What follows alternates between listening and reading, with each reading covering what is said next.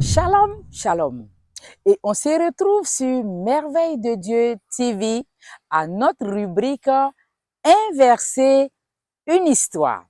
Permettez-moi, avant de continuer, de remercier tous nos abonnés qui partagent nos vidéos pour propager la bonne nouvelle de Christ, la lumière du monde. Sachez que vous êtes en partenariat avec le Seigneur Jésus-Christ et c'est un partenariat win-win, un partenariat gagnant-gagnant. Dieu vous bénisse.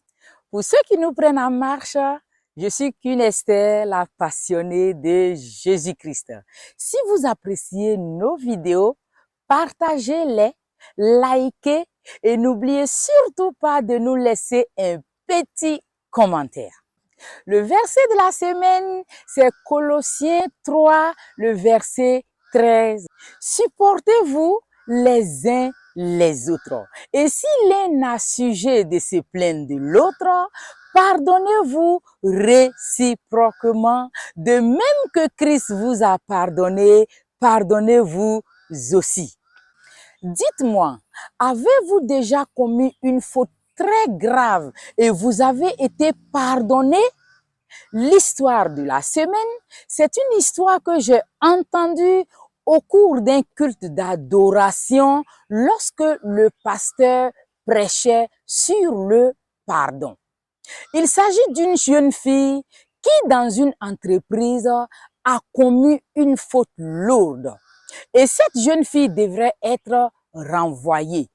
Lorsqu'il y a eu le conseil d'administration, bizarrement et contre toute attente, le DG de cette entreprise a défendu la jeune fille bec et ongle devant tout le conseil d'administration. Étonnés, les autres membres du conseil d'administration ne s'en revenaient pas. À la fin du conseil d'administration, une dame membre de ce conseil est allée vers la jeune fille. « Ma chérie, dis-moi, notre DG, est-ce que c'est ton parent ?» Elle dit « Non, c'est ici que je l'ai connu. Mais si ce n'est pas ton parent, c'est que tu sors avec lui. » Elle dit « Non, madame, je ne sors pas avec le DG. » Elle dit « Ok, ce que tu vas faire, va le remercier parce que tu devrais être renvoyé et le DG t'a défendu. Finalement, tu ne seras plus renvoyé. » La jeune fille, elle ne comprenait rien. Arrivée dans le bureau du DG, elle demande au DG, « Bonjour DG, apparemment vous m'avez pardonné et je ne serai plus licenciée. Dites-moi DG, qu'est-ce qui vous a motivé à pardonner ma faute? » Et voilà ce que le DG répond. Notez que le DG était chrétien, disciple et ami de Jésus-Christ. Et voilà ce que le DG dira à la jeune fille. Tu sais, ma chérie, toi, ta faute, c'est juste pour te licencier de l'entreprise, c'est pour te renvoyer. Mais moi, il y a longtemps, j'ai commis une faute plus grave que la tienne et moi, ma faute devrait m'amener à la mort.